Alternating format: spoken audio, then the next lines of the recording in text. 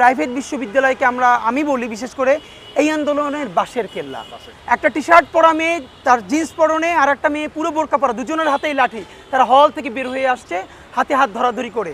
এই ছবিটা বলে গত 15 বছরে আমাদের যেই বিভাজন করা হয়েছে এগুলো সব ইনজেক্টেড, এগুলো এখানে স্পন্টেনিয়াস না। পৃথিবীর সব থেকে বেশি সাম্প্রদায়িক নির্যাতন হয় ভারতে। আপনি ভাবেন সেখানে বাবরি মসজিদ ভাঙার পরে, শুধু এই গল্পটাই আমরা জানি, গত সপ্তাহ পর্যন্ত ভারতে কতগুলো মসজিদ অফিসিয়ালি ভাঙা হয়েছে। ইভেন বিবিসিতে আপনি ঢুকে দেখেন।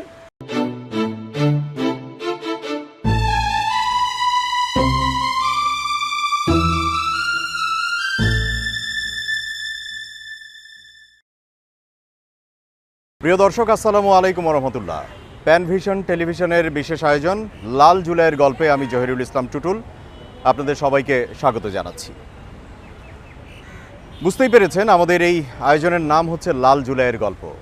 আমরা সেই জুলাইয়ের গল্পটাই শুনতে চাই। আর আজকে আমাদের সঙ্গে যুক্ত হচ্ছেন ইনকিলাব মঞ্চের সভাপতি, এই আন্দোলন সংগ্রামের অন্যতম নেতৃত্বের জায়গা থেকে যিনি তারুণ্যকে এগিয়ে নিয়ে গেছেন, আমাদের সবার প্রিয় শরীফ ওসমান হাদি, আমাদের হাদি ভাই। হাদি ভাই, আসসালামু আলাইকুম। ওয়ালাইকুম আসসালাম, কেমন আছেন ভাই? আমি আলহামদুলিল্লাহ ভালো আছি। আপনার দিনকাল কেমন কাটছে? আলহামদুলিল্লাহ, মানে খুব ভালো, খুব ভালো। এই অর্থে যে অন্তত আমরা যেই কাজ করতে চেয়েছিলাম দীর্ঘদিন ধরে, সেইটা করতে পারার ন্যূনতম যে স্বাধীনতা, হ্যাঁ, তার মধ্যে হচ্ছে এই যে আজকে আপনার সাথে কথা বলতে পারা এখানে বসে, মানে স্বাধীনতার চেয়ে বড় তো কোনো আনন্দ নাই। তো আমাদের ঘুম নাই, অথবা আমাদের জীবনে, যাপিত জীবনে আমাদের ভীষণ কষ্ট আছে, কিন্তু এরপরও অনেক ভীষণ আনন্দ আছে। আলহামদুলিল্লাহ, আমরা খুব ভালো আছি। মানে ওই যে কবির কথায় যে স্বাধীনতাহীনতায় কে বাঁচতে চায়, কে বাঁচতে চায়, আমরাও স্বাধীনতাহীনতা বাঁচতে চাই না। এখন কোন অবস্থায় আছি, কি আছি, সেই আলাপে আমরা একটু পরে যাই। আমরা আসলে একটু ফ্ল্যাশব্যাকেই যেতে চাই, কারণ এই গল্পটা আমাদের মধ্যে সবসময় থাকুক। গল্পগুলো শুধুই যেন গল্প না হয়, এই গল্প যেন আমাদেরকে সামনের দিকে এগিয়ে নিয়ে যায়, যেটা হচ্ছে আমাদের লাল জুলাইয়ের গল্প। আপনার সম্পৃক্ততা নিয়ে আপনি অনেক জায়গায় বিভিন্ন সময় ইন্টারভিউ দিয়েছেন। আজকে একটু অন্যভাবে জানতে চাই যে ঠিক কোন দিন, কোন মুহূর্তে, কিভাবে নিজের মধ্যে একটা চিন্তা আসলো যে আমাকে এই আন্দোলনের সঙ্গে সরাসরি থাকতে হবে, যাই হোক না কেন। ঠিক কোন মোমেন্টে আপনি আসলে ভাবনা থেকে আপনার এক্সিকিউশনটা শুরু করলেন? এটা হচ্ছে দুটো দিক। একটা হচ্ছে, প্রথমত আমি অনেক জায়গায় বলেছি, আজকে আপনাদেরকে বলি যে একটা ভীষণ অভিমানের জায়গা থেকে এই আন্দোলন যখন পর্যন্ত কোটা পর্যন্ত ছিল আমি আসি নাই।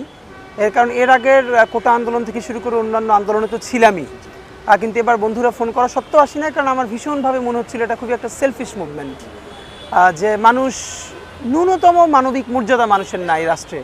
আপনি ভাবেন, যদি আমাদের ঢাকা বিশ্ববিদ্যালয়ের বন্ধুরা যদি 3 ভাগের 1 ভাগ ছাত্রছাত্রীও 2018 নির্বাচনের দিনে বা তার আগের দিনে দাঁড়াতো শাহবাগেও, অথবা 24-এর নির্বাচনটা যেদিন হয়েছে, তাহলে কি আপনার মনে হয় একদম যেভাবে আজকে করা যাচ্ছে এভাবে করা যেত না? যেত না। বরং আমাদের বন্ধু বান্ধব আমরা কাউকে পাই নাই, বিকজ কোনো একটা মানববন্ধনে দাঁড়ানো তো দূরের কথা। আমার এমন আছে, আজকে বলি যে যেহেতু আমি অনেক আগে থেকেই ধরেন ফেসবুকে তো লেখালেখি করতাম, সাধ্যমতো সকল আন্দোলন সংগ্রামে যেতাম। তো 2023-এ আমার একটা কবিতার বই বের হয়েছিল বইমেলায়, লাভায় লাল শাক পুবের আকাশ। এর মধ্যে অলমোস্ট প্রত্যেকটা কবিতা, ইভেন প্রেমের কবিতাও ফ্যাসিবাদ বিরোধিতা ছিল, গুম ছিল, খুন ছিল।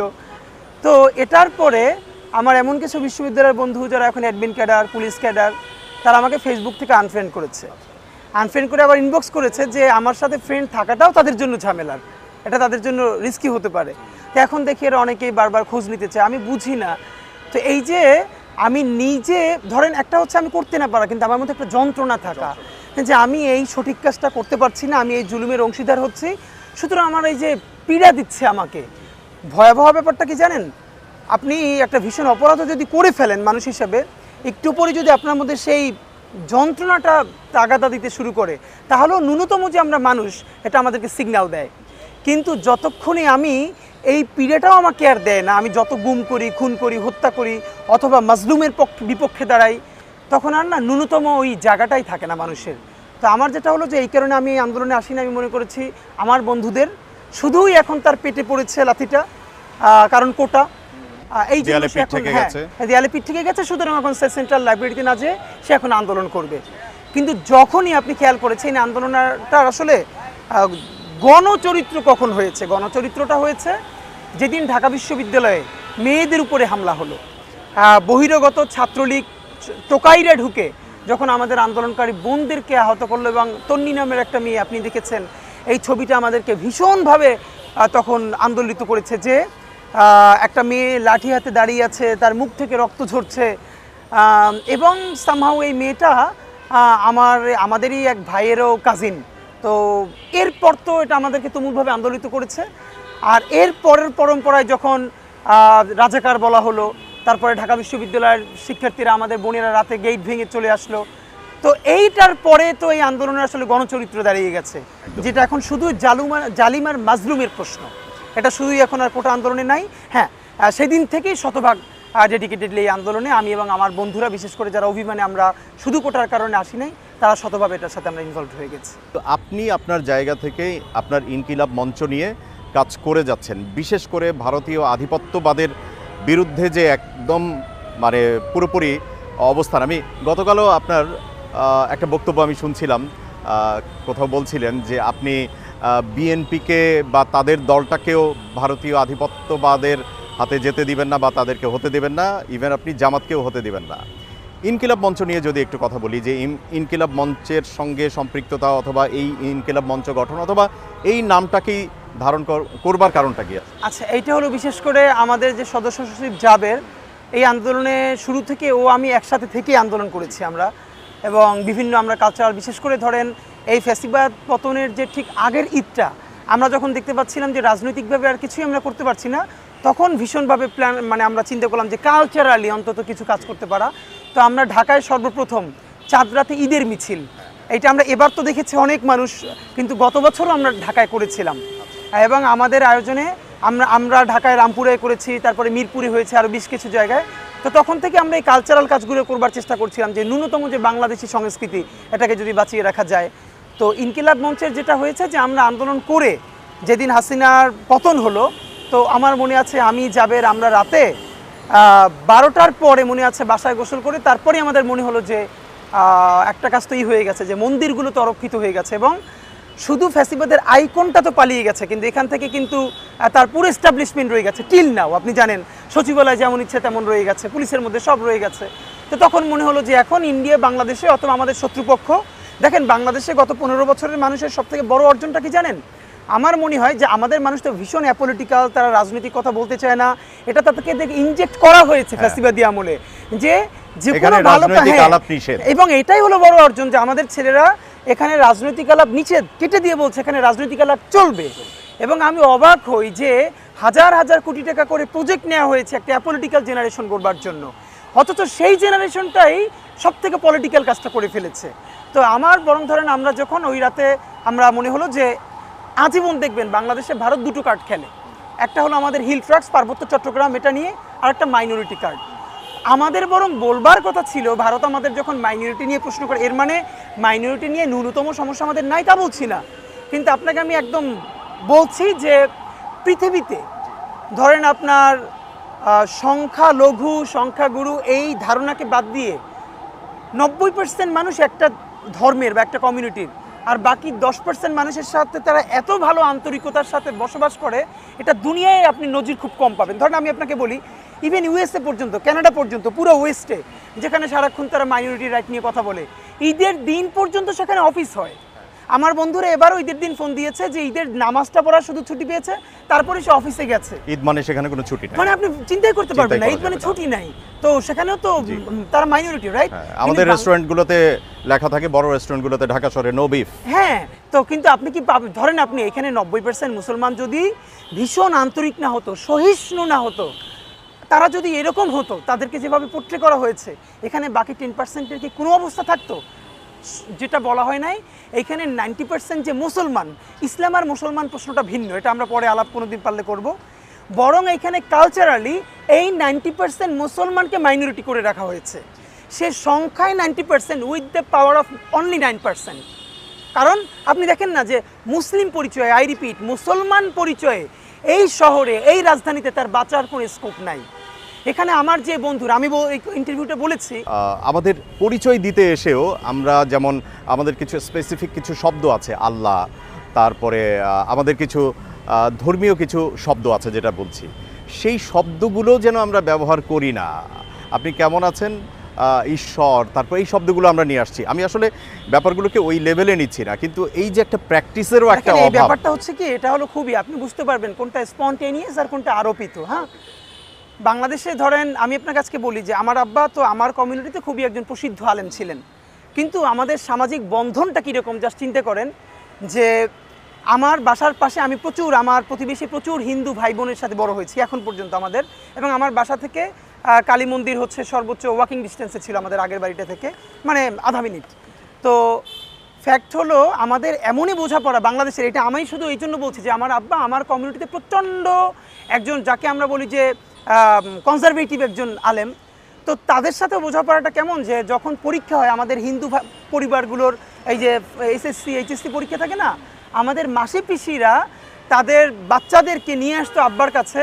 আব্বা যেহেতু স্বনামধন্য এলাকার মুরব্বী, তার কাছ থেকে দোয়া নেওয়ার জন্য এবং কলম পড়ে নেওয়ার জন্য। আমি এখানে সায়েন্সের কথা বলছি না, এই কলম পড়া, পানি পড়া, ফু, এর মধ্যে আসলে কোনো কিছু আছে কি না এটা ভিন্ন আলাপ। কিন্তু এই যে সামাজিক মেলবন্ধন, যে আপনি একজন আলেমের কাছে, সে তো হিন্দু কমিউনিটির না, তার কাছেও এতটা কনফিডেন্স নিয়ে যেতে পারছে এবং এত আপন মনে করতে পারছে যে তার কাছ থেকে দোয়া নেওয়া যায়। তো এই প্রচণ্ড সামাজিক শৃঙ্খল এবং আমাদের এই ভালোবাসাটার পরেই তো আমাদের এখানে বাংলাদেশ। দুনিয়ায় আপনি বাংলাদেশের মতো আর কোনো একটা দেশ পাবেন না যেখানে এরকম সাম্প্রদায়িক সম্প্রীতি আছে। অথচ এখানে কাঠ খেলে ভারত অলওয়েজ দুটো, একটা হলো আমাদের মাইনরিটি মানে সাম্প্রদায়িকতা এইসব নিয়ে, আর হলো হিল ট্রাক্স। আমাদের বরং বারবার গত 15-20 বছরে বলবার কথা ছিল যে পৃথিবীর সবথেকে বেশি সাম্প্রদায়িক নির্যাতন হয় ভারতে। আপনি ভাবেন সেখানে বাবরি মসজিদ ভাঙার পরে, শুধু এই গল্পটাই আমরা জানি, গত সপ্তাহ পর্যন্ত ভারতে কতগুলো মসজিদ অফিসিয়ালি ভাঙা হয়েছে। ইভেন বিবিসিতে আপনি ঢুকে দেখেন যে হজরত বাল মসজিদ থেকে শুরু কতগুলো মসজিদ ভাঙা হয়েছে উদযাপন করে রাষ্ট্রের পৃষ্ঠপোষকতায়। তো মুসলমান তো শুধু না, সেখানে কুকিচিন নারীদের, খ্রিস্টানদের কি অবস্থা সব বাদ দেন। এই যে 3 দিন আগের কথা, আপনার দলিত সম্প্রদায়, 2 জন দলিত সম্প্রদায়ের লোক গরু নিয়ে যাচ্ছে তার মেয়ের বিয়েতে উপহার দিবে। আপনি দেখেছেন কিনা, গোরক্ষক দল নামে তারা তাদেরকে ধরে তারপরে মুখের মধ্যে ঘাস দিয়ে কিলোমিটারের পর কিলোমিটার হাঁটিয়েছে এরকম করে রাস্তার সাথে, যে এটা তাদের নাকি অপরাধ। আপনি কি চিন্তাও করতে পারবেন যে বাংলাদেশের সমাজে এরকম কেউ কোনোদিন চিন্তাও করতে পারে? বরং এখানে আমরা যাদেরকে বারবার সাম্প্রদায়িক হিসেবে পোট্রে করেছি ইন্ডিয়ার প্রেসক্রিপশনে, ধরেন আমার বাবাদের কথা বলছি, বাবরি মসজিদে যখন হামলা হয়েছে, আমার আব্বা তিনি মসজিদের ইমাম, পুরো উপজেলা ইমামদের সাথে কমিটি করে রাতের পর রাত আমার মা বলেছে যে কালী মন্দির, পুজো মন্দির পাহারা দিয়েছে। ঠিক কোন কারণে জানেন? সেখানেও তিনি সেকুলার হতে চান না, তিনি বলেছেন যে হামলা করেছে সে ভারতের, কিন্তু একই কারণে যেন এখানে কেউ আক্রান্ত না হয়, যদি এখানে কেউ আহত হয় সেটা তো জালেমের বিরুদ্ধে আরেকটা জুলুম হয়ে যাবে। এই জুলুমটা যেটা 5 আগস্টের পরে আপনাদের মাধ্যমে বা তারুণ্য যেভাবে আসলে মন্দির পাহারা দিয়েছে বা অন্য ধর্মের বিভিন্ন জায়গাগুলো পাহারা দিয়েছে, এটা আসলে এই কারণে নয় যে তারা এখানে আনসেফ, এটা আসলে এই কারণে যাতে করে তাদের ন্যূনতম কোনো ক্ষতির কারণ আমরা কেউ না হই। এবং দেখেন আরও অনেক কারণে দিয়েছে, বাট আমি আমার এটুকুন বলতে দিতে নাই, আমি শুধুই মুসলিম পরিচয়ে, কারণ মুসলিম পরিচয়ে আমি এটুকুন ভ্যালিউজ অন্তত বুঝি যে মাজলুম হয়েও আমি আরেকটা জুলুম কারোর সাথে করতে পারবো না। সুতরাং আমরা ওই রাতে পাহারা দিচ্ছিলাম, আমি জাবের মন্দির পাহারা দিতে আমরা মনে করলাম যে এই বিপ্লবকে আমাদেরকে সংহত করতে হবে, যে কোনো উপায়ে বাঁচিয়ে রাখতে হবে। আমরা খুব আশাহত হলাম, আমরা প্ল্যান করছিলাম কি, ভাবছিলাম বিএনপি বা জামাত ইসলামী যারা এই আন্দোলনের বড় স্টেক হোল্ডার, তারা অন্তত 15-20 দিন ধরে এই শাহবাগ মিটিং করে লক্ষ লক্ষ মানুষের জমায়েত করে এটাকে সেলিব্রেট করবে। কারণ আমরা ছোট মানুষ হলেও বুঝতে পারছিলাম হাসিনা পালিয়ে যাওয়ার পর তার রেখে যাওয়া যে এস্টাবলিশমেন্ট, তার সচিবালয়, তার পুলিশ, তার হাজার হাজার কোটি টাকা পাচার হওয়া সেই অর্থ, এইখানে বারবার তারা আর একটা কু করবার চেষ্টা করবে বিভিন্নভাবে, সেটাকে থামিয়ে দিতে হবে। কিন্তু দেখলাম যে কেউ রাজপথে নাই। লাল জুলাইয়ের গল্পে কোন সময়গুলোতে আসলে মনে হয়েছে বা হয়েছিল কিনা যে আমরা হয়তোবা শেষ পর্যন্ত আমাদের যেই সফলতার দিকে এগোচ্ছি বা যেটা আমাদের চূড়ান্ত লক্ষ্য, সেই লক্ষ্যে হয়তোবা আমরা পৌঁছতে পারবো না বলে মনে হচ্ছে, বা নাও হতে পারে, হয়তোবা আমরা হেরে যেতে পারি, বা হেরে গেলে আমাদের মানে আপনাদের বিপক্ষে যা যা ঘটতে পারে সেটাও আপনারা ভাবছিলেন। ঠিক কোন সময়, ঠিক আপনার জায়গা থেকে? এখানে আমার মনে আছে বিশেষ করে যখন ঢাকা বিশ্ববিদ্যালয় থেকে সবাইকে বের করে দেওয়া হলো, বিরাট আক্রমণ করে দেখেছেন যে হল থেকে একজনকেও থাকতে দেওয়া হলো না। যখন আন্দোলনটা স্তিমিত হয়ে গেল, তখন আমরা ভীষণভাবে যে ঢাকা বিশ্ববিদ্যালয়ে পড়ে গেছে মানে তো আসলে আন্দোলন এখন বাঁচবে কী করে, এটা লিডারশিপ কারণ এটা তো কয়েকটা লেয়ারে লিডারশিপ কাজ করেছে, তো সামনে থেকে মানুষ কিভাবে বুঝবে।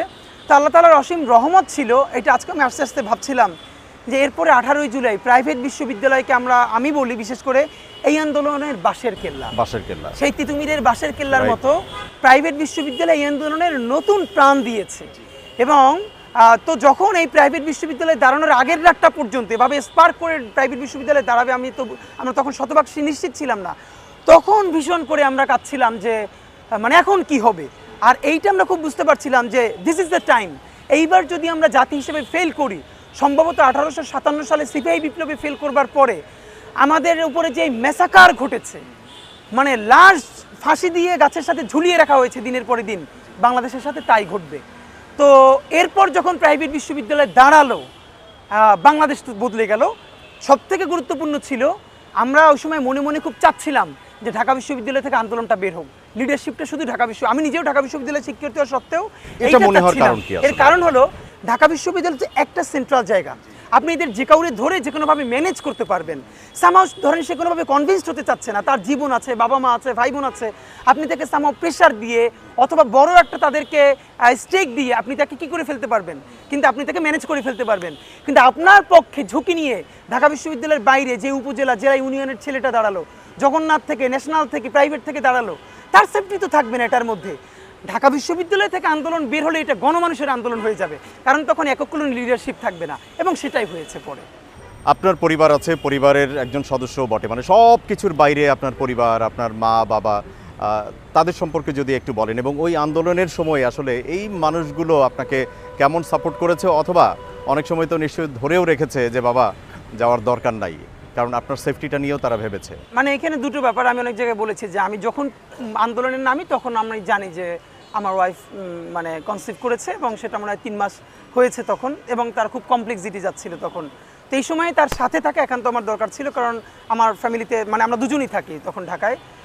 তো এই মুহূর্তে তার সাথে থাকা এটা যেরকম জরুরি, আর বাইরে থাকাটা আমার জন্য প্রচণ্ড জরুরি ছিল। যেটা হয়েছে এক সময় যে প্রায় 1 সপ্তাহ আমি বাসায় নাই, সে একা আছে বাসায়, আমার বাড়িরও কেউ জানে না, আমার শ্বশুর বাড়িরও কেউ জানে না, এবং সে আমাকে এইভাবে সাপোর্ট করেছে যে আসলে সামাও সেটা জানতো। কারণ এটা বলি যে গত 2-3 বছরে সে আমার সাথে প্রচুর আন্দোলনে গেছে, এবং একদম পর্দানশীল নারী হিসেবেই গেছে, এটা নিয়ে তার কোনো ইনফেরিয়রিটি কমপ্লেক্স নাই। বিশেষ করে বিএনপির যে বড় সমাবেশটা হয়েছিল আপনার সেখানে পর্যন্ত, হ্যাঁ সেখানে পর্যন্ত সে গেছে, অন্তত 7 থেকে 8 কিলোমিটার হেঁটে।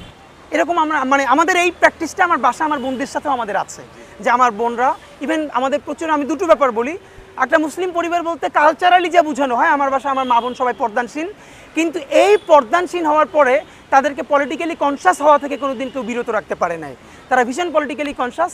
এই সব বাইরেও তো আমি তার ভাই। আমরা আসলে জুলাই আন্দোলনের একটা বড় অংশ দেখেছি নারীদেরকে, এবং এখানে যেটা পর্দার কথা বললেন, মানে ড্রেস আপের কথা বললেন, আমরা আসলে এই জায়গাতেও দেখেছি, বিশেষ করে ফ্যাসিজমের যে 15-16 বছর বা আরও বেশি সময় 20 বছর ধরে পার্টিকুলারলি যেই পাঠ্যক্রম ছিল, যেই প্র্যাকটিসটা ছিল, সাংস্কৃতিক যেই আগ্রাসনটা ছিল, সব কিছুতে মানে এক ধরনের কি বলে তারুণ্যকে মানে কিছু খেলনা দিয়ে মানে এক জায়গায় করে রাখা।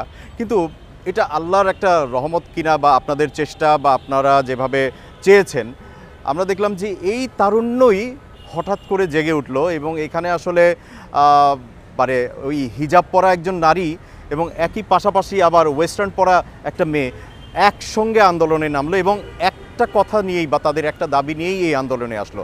আপনার কি মনে হয় যে এর পেছনে আসলে কি কাজ করেছিল? এই আন্দোলনের একটা আইকনিক ছবি আছে, যেটা আমি মনে করি সামনের বাংলাদেশ বিনির্মাণে অত্যন্ত গুরুত্বপূর্ণ। আপনি দেখেছেন জাহাঙ্গীরনগর বিশ্ববিদ্যালয়ে আন্দোলন চলাকালে সম্ভবত প্রীতিলতা বা কোনো একটা হল থেকে আমাদের দুটো বোন নেমে এসেছে, দুজনের হাতে দুটো লাঠি। আমাদের একটা বোন পুরো একটা টি শার্ট পরা, জিন্স পরা, ওয়েস্টার্ন এরকম, ঠিক তার হাত ধরে আর এক বোন সারা পুরো শরীরে বোরকা জড়ানো। জি জি। এর মানে একটা ছবি আপনি চিন্তা করেন, এটাকে আপনি গত 15 বছরের বাংলাদেশে চিন্তা করেন, যেভাবে সবাইকে চিন্তায় প্রান্তিক করা হয়েছে। যে মেয়েটা হিজাব পরে, যে মেয়েটা বোরকা পরে, তার বন্ধু শুধুই হবে আর একজন হিজাবওয়ালি, আরেকজন এর বাহিরে আর কারোর সাথে কথা বলবে না। যে মেয়েটা টি শার্ট পরে শুধু, সে একজন হিজাবওয়ালা নারীর সাথে এত আন্তরিক হয়ে কথা বলবে, এটা তো মানে এমনভাবে বিভাজিত করা হয়েছে। আপনি জানেন ডিভাইড অ্যান্ড রুল, তুমি সমাজের প্রত্যেকটা সেগমেন্টকে ভাঙো ভাঙো ভাঙো, এত বিভাজন তৈরি করে দাও যাতে তোমার বিরুদ্ধে তারা একতাবদ্ধ হয়ে দাঁড়াতে না পারে, বরং তুমি তাদেরকে বারবার এই বিভাজনের কার্ড খেলো। আমি অবাক হই যে আমাদের যেই তারুণ্যের পিছনে এত বেশি ইনজেক্ট করে বিভাজন তৈরি করা হয়েছে, এই ছবিটা আমার চোখে ভাসে যে একটা টি শার্ট পরা মেয়ে, তার জিন্স পরনে, আর একটা মেয়ে পুরো বোরকা পরা, দুজনের হাতেই লাঠি, তারা হল থেকে বের হয়ে আসছে হাতে হাত ধরাধরি করে। এই ছবিটা বলে গত 15 বছরে আমাদের যেই বিভাজন করা হয়েছে এগুলো সব ইনজেক্টেড, এগুলো এখানে স্পন্টেনিয়াস না। আমরা এখানে হিন্দু, মুসলমান, বৌদ্ধ, হিজাবি, নন হিজাবি, শাড়ি পরা, আবার একদম স্লিভলেস, আবার বোরকা, সবাই মিলেই আমরা একটা বাংলাদেশি জনশক্তি। এই জনশক্তিটাকে যত বেশি ভাঙা যাবে তত এখানে বেশি ভারতীয় আধিপত্যবাদ প্রতিষ্ঠা করা যাবে। আর এই জনশক্তিকে যদি বিভাজিত করা না যায়, তাই ন্যূনতম সেদিন তারা যেরকম জুলাই বাংলাদেশের পক্ষে দাঁড়িয়েছে, এখন ধরেন সবাই অনেকে ঘরে ফিরে গিয়েছেন, আপনি লিখে রাখেন আগামীকাল পরশু যেদিনই হোক বাংলাদেশে যদি আবারও তুমুল আগ্রাসনের শিকার হয়, কারো ডাকের আশায় এই তুমুল নেতৃত্ব তরুণরা বসে থাকবে না, তারা আবার নিজেই নেতা হয়ে উঠবে, বাংলাদেশের পক্ষে দাঁড়াবে। শহীদ পরিবারগুলো নানানভাবে তাদের কথাবার্তা বলে, বিশেষ করে অনেক শহীদ পরিবারের অনেক রকমের আরতি আছে। এখন তাদের যে চাওয়া ছিল, তাদের যে স্বপ্ন ছিল, অথবা একজন শহীদ পরিবারের সদস্য হিসেবে পরবর্তীতে যেরকম সম্মান পাওয়ার কথা ছিল, চিকিৎসা সেবা পাওয়ার কথা ছিল, এই বিষয়গুলো নিয়ে অনেক রকমের কথা আছে। এই ইন্টারিম গভর্নমেন্ট এই জায়গাগুলোতে ঠিকঠাক মতো সব কিছু করতে পেরেছে বলে আপনার মনে হয়? এখানে দুটো ব্যাপার, একটা হলো দেখেন সব থেকে আফসোসটা কি জানেন, এই জুলাইয়ের তো 1 বছর হতে চললো, এখন পর্যন্ত কিন্তু আমরা একটা সেন্ট্রাল ডেটাবেস করতে পারি নাই। আমাদের সমস্ত শহীদ, সমস্ত আহত যে কেউ ক্লিক করেই ঢুকতে পারবে, সমস্ত শহীদদের তালিকা দেখতে পারবে, করতে পারি না, এটা আমাদের সামষ্টিক ব্যর্থতা। আর এখন পর্যন্ত তো শহীদ বা আহত কারোর জন্য ওভাবে কিছু করা হয় না, এই রাষ্ট্র করতে পারে নাই। শহীদদের ব্যাপারে হয়েছে কি আমি আপনাকে বলি, ধরেন এখন আমি আপনার সাথে শাহবাগে বসে কথা বলছি, আমরা তো ঢাকায় প্রত্যেকটা রাজনৈতিক দল শুরু করে যারাই প্রোগ্রাম করে ঢাকাই করে, অলমোস্ট আমাদের তো সমস্ত আন্দোলন ঢাকা কেন্দ্রিক। এবং এই যে ঢাকায় আশেপাশে যেসব শহীদ পরিবারকে রিচ করা সম্ভব, আপনি দেখবেন এই 50টা বা 100টা শহীদ পরিবারেই কিন্তু সকল প্রোগ্রামের গেস্ট, মানে সেটা বিএনপির প্রোগ্রাম হোক, জামাতের প্রোগ্রাম হোক, অরাজনৈতিক প্রোগ্রাম হোক, কারণ কি তাদেরকে রিচ করা সহজ, আসা যাওয়া সহজ, হয়তো একটু সামান্য খরচ দিয়ে আনতে পারলেই হয়। আমি আপনাকে বলি যে আপনারা জানেন গণহত্যার বিচার, জুলাই, পিলখানা ও শাপলা গণহত্যার বিচার এবং আওয়ামী লীগ নিষিদ্ধের দাবিতে আমরা ইনকিলাব মঞ্চ একটানা 5 মাস রাস্তায় ছিলাম, এবং সেটা আমরা যমুনার সামনে অনশন থেকে শুরু করেছিলাম। তারপরে শাহবাগে এই জাদুঘরের সামনে রমজানের মধ্যে 3 দিন একটানা আমরা এখানে অবস্থান করেছি। সেখান থেকে আমরা এই শাহবাগে শহীদি সমাবেশ করেছিলাম। সেই শহীদি সমাবেশের আগে বাংলাদেশের প্রত্যেকটা বিভাগে এবং বৃহত্তর জেলাগুলোতে আমরা সবাই জনসংযোগ করতে গিয়েছিলাম ইনকিলাব মঞ্চ থেকে। প্রত্যেকটা বিভাগে হাজার হাজার মানুষের সাথে হেঁটে হেঁটে আমরা কথা বলেছি, সবজিওয়ালা, ভ্যানওয়ালা, যারা রিক্সাওয়ালা। ধরেন এই আন্দোলনে রিক্সাওয়ালাকে নিয়ে ভিন্ন কোনো আমাদের প্ল্যান প্রজেক্ট আছে? আপনি অবাক হবেন, প্রাইভেট বিশ্ববিদ্যালয় যেদিন দাঁড়িয়েছে, প্রাইভেট বিশ্ববিদ্যালয় নর্থ সাউথের ওদিকে যখন আক্রমণ হয়েছে, সমস্ত রিক্সাওয়ালারা তাদের রিক্সা চালানো বাদ দিয়ে শত শত রিক্সা নিয়ে কীরকম ব্যারিকেড দিয়ে দাঁড়িয়েছে। আমরা কিছু পোর্ট্রে করতে পারি না, ডকুমেন্টেশন করতে পারি না। এই কথা কেন বললাম? প্রত্যেকটা বিভাগীয় সদরে আমরা যখন গেছি, তো আমাদের একটা প্ল্যান ছিল যে প্রথমেই আমরা সেখানে গিয়ে একটা দুটো শহীদ পরিবারের কবর জিয়ারত করেছি। তারপর আফসোস হলো অনেক শহীদ পরিবার আছে বিভাগীয়, জেলায়, উপজেলায়, বিশ্বাস করেন যে তাদের পরিবারে শুধু একজন আর্নিং পারসন ছিল, হয়তো ওই ছেলেটা অথবা বাবা, এবং সেই লোকটাই শহীদ হয়েছে। এমন পরিবার আমাদেরকে বলেছে যে যার স্ত্রীকে সে জীবনে 10 টাকার কাঁচামরিচ কিন্তু বাসা থেকে বের হতে দেয় নাই, তার 3টে বাচ্চা, এর মধ্যে একটা অটিস্টিক বাচ্চা, সে শহীদ হয়ে গেছে, তার মানে কিছু নাই, এখন সে কিভাবে জীবন চলবে সে কথা বলতে পারে না, সে ফ্যাল করে তাকিয়ে থাকে। তো এইরকম অগণিত পরিবার, তার পরিবারের শুধু যে একমাত্র উপার্জনক্ষম ব্যক্তি সে শহীদ হয়ে গেছে। ইনকিলাব মঞ্চ থেকে বিশেষভাবে তাদের জন্য কিছু করবার আছে কিনা, করছেন কিনা আপনারা? আমরা এখানে একটা প্ল্যান নিয়েছি। দেখেন, প্রথমত কি আমরা যাদের সাথে দেখা করেছি, আমাদের সাধ্যমতো কারো হাতে 10,000 টাকা, কারো হাতে 20,000 টাকা, কিন্তু আপনি ভাবেন যে 10,000 টাকা, 20,000 টাকা একটা মানুষের জন্য কি আসলে? শুধু চিকিৎসাই যদি আপনি করাতে, মানে এটা তো কোনো টাকা না, জাস্ট এটা আপনি লজ্জা পেয়ে আমরা জাস্ট চক্ষু বন্ধ করে কারো কাছে, কারণ এটা তো আমরা কারো কাছ থেকে ডোনেশন নিয়ে তারপরে করেছি, এরকম হবে না। আমাদের যেটা এখন করতে পারতে হবে, এই জুলাইয়ের মধ্যে প্রত্যেকটা শহীদ পরিবারের রাষ্ট্রীয় দায়িত্ব নিতে হবে। এর মানে হলো ওই শহীদ পরিবারের রাষ্ট্রীয় এমনভাবে ব্যবস্থা করতে হবে যাতে তার স্ত্রী, তার বাবা মা অথবা তার বাচ্চারা সম্মানের সাথে, আমি কাউকে চাকরিতে কোটা দিতে বলছি না, সম্মানের সাথে তার পরবর্তী জীবনটা যাপন করতে পারে, এরকম রাষ্ট্রীয় ব্যবস্থা করতে হবে।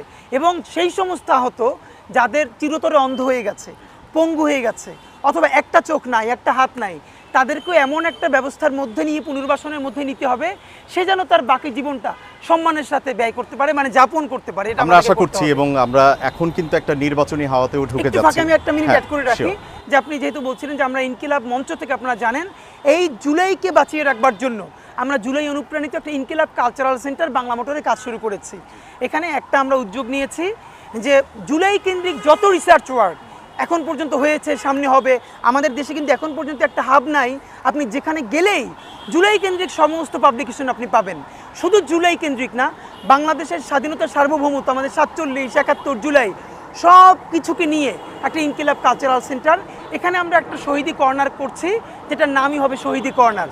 আমরা এটা ওই সময় আমাদের মাথায় আইডিয়াটা এসছে, এই যে রাজশাহী, বরিশাল, খুলনা, কত অজপাড়া গায়ে আমাদের শহীদদের পরিবার, তার মা, তার বোন বা তার স্ত্রী ভালো কাঁথা সেলাই করতে পারে, কেউ হয়তো একটা হাত পাখা বানাতে পারে, কিন্তু তার আজকে সন্তানটা নাই, তার স্বামী নাই। আমরা তাদেরকে বলবো আপনারা একটা কাঁথা সেলাই করে আমাদেরকে দেন, একটা হাত পাখা বানিয়ে দেন। আমরা ওই ইনকিলাব কালচারাল সেন্টারের একটা কর্নারে এই শহীদ পরিবারের বানানো জিনিসপত্রগুলো সেল করব। এটা লেখাই থাকবে কোন পরিবার এটা বানিয়েছে, এবং এইখানে আমরা কোনো দাম ধরবো না। আপনি যাবেন, আপনার মনে হচ্ছে এই কাঁথাটা আমি 10,000 টাকায় কিনবো, ওই পুরো টাকাটা আমরা সেই শহীদ পরিবারকে সাথে সাথে পাঠাই দিব। খুবই দারুণ উদ্যোগ, এবং বৃষ্টিও বেশ হচ্ছে, আমরা অনেকক্ষণ ধরে গল্প করলাম। বৃষ্টির মধ্যে আপনার সাথে কথা বললাম, এই দিনটা মনে থাকবে, এই জন্য আসলেই মনে থাকবে। আমার মনে হয় যে আমার জীবনে আজকের দিনটার এই এপিসোডটা আমার কাছেও শ্রেষ্ঠ মনে হচ্ছে, যে ঠিক এরকম আবহে কখনোই আসলে কোনো ইন্টারভিউ বা টিভি শো উপস্থাপন করা হয়নি। আর যেখানে আছেন লাল জুলাইয়ের গল্পের অন্যতম একজন অগ্রনায়ক আমাদের হাদি ভাই, আমাদের শরীফ ওসমান হাদি। আমরা সামনের দিনগুলোতেই হয়তোবা আমরা নির্বাচনী হাওয়াতে চলে যাব, আমরা নির্বাচন পাবো এই দেশে, এবং একটা নতুন গভর্নমেন্ট আসবে। প্রত্যাশাটা আসলে কি? নিশ্চয়ই প্রত্যাশা নিয়েই মানুষ সামনে এগোয়। আপাতত ধরেন প্রত্যাশা হলো এটুকুন যে বিএনপি আসুক, জামাত আসুক, হোয়াট এভার ইট ইজ, যেই আসুক, তাকে বাংলাদেশের স্বাধীনতার সার্বভৌমত্বের পক্ষে শির দ্বারা সোজা করে দাঁড়িয়ে থাকতে হবে। কারো কাছে নিজের ক্ষমতাকে স্থায়ী করবার জন্য বাংলাদেশ বিক্রি করে দেওয়া যাবে না, জুলাইকে বর্গা দেওয়া যাবে না, আর এটাই আধিপত্যবাদকে মেনে নেওয়া যাবে না। ন্যূনতম ইনসাফের রাষ্ট্র, ইনসাফের রাষ্ট্র বলতে কাউকে আবারও ন্যায় বিচার পেতে হলে সে বিএনপির কর্মী বা জামাতের কর্মী থানায় গিয়ে এই পরিচয় দেওয়ার কোনো দরকার হবে না, যেটা আওয়ামী লীগের আমলে ছিল। শুধুই সে বাংলাদেশের নাগরিক, সে মুসলমান, হিন্দু, বৌদ্ধ, খ্রিস্টান, সে যে দলেরই হোক, তার উপরে জুলুম হয়েছে, সে মাজলুম, বিচার করতে হবে। শুধু সে বাংলাদেশের নাগরিক, এই প্রশ্নে তার সমস্ত অধিকার পেতে হবে। এই ইনসাফের রাষ্ট্র আমাদেরকে বানাতে পারতেই হবে, তাতে আমাদের যত কষ্ট হোক। শরীফ ওসমান হাদি, আপনাকে অনেক অনেক ধন্যবাদ। আপনার অনেক লেখা আছে এই বিষয়ে। আমরা আজকের এই আয়োজনের শেষটায় আপনার কোনো একটা লেখা থেকে দু একটা লাইন শুনতে শুনতে আজকের আয়োজনটা শেষ করতে চাই। তার আগে প্রিয় দর্শক, প্যান ভিশন টেলিভিশনের বিশেষ আয়োজন লাল জুলাইয়ের গল্পে আমাদের আজকের অতিথি ছিলেন শরীফ ওসমান হাদি। আমরা আজকের মতো বিদায় নিচ্ছি। বিশেষ কিছু শুনতে শুনতে আকাশে বৃষ্টি হচ্ছে, আমরা এটাকে রহমতের বৃষ্টি হিসেবেই নিচ্ছি, কারণ সৃষ্টিকর্তা যখন যেটা আমাদের জন্য বরাদ্দ রাখেন সেটা আসলে ওনার কাছে একটা বিশাল পরিকল্পনা থাকে। ওই যে কবি বলেছেন, খেলিছে এই বিশ্বলে বিরাট ও শিশু। সৃষ্টিকর্তা যেটা ভালো মনে করেন সেটাই আমাদের জন্য যেন সামনের দিনগুলোতে ভালো হয়।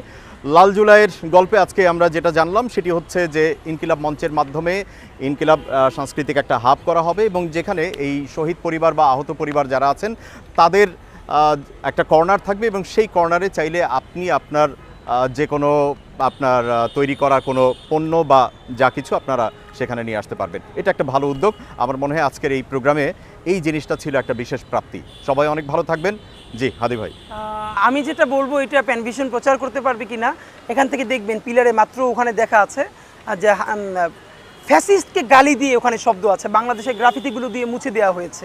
একটা মনে রাখবেন, বলা হচ্ছে এগুলো নাকি গালাগালি, মানে আপনারা যাকে সবাই মিলে শুদ্ধ কথা বলে, কোট আনকোট ভালো কথা বলে, সুশীল কথা বলে যেই গণহত্যাকারীকে নামাতে পারেন নাই, আমাদের তরুণরা যে গালি দিয়ে তাকে নামিয়েছে সেটা গালি না, সেটাই আমাদের মুক্তির মহাকাব্য। তো আমি যে লাল জুলাই গানটা লিখেছিলাম, আপনারা জানেন যে আমি আপনাদেরকে অনুরোধ করে রাখছি কারো সুযোগ হলে যে ইনকিলাব মঞ্চ ফিচারিং লাল জুলাই এই আন্দোলনকে কেন্দ্র করে যে গানটা মানুষকে প্রচুর নাড়া দিয়েছে, একটা র্যাপ সং লাল জুলাই, এর মধ্যে দুটো লাইনে আমি আবার করে বলছি এই দেখে, কারণ অনেকে মনে করছে এগুলো গালাগালি। তা আমরা বলি যেই কথা, যেই শব্দ সব থেকে বড় গণহত্যাকারীকে নামায় সেটাই পবিত্র শব্দ।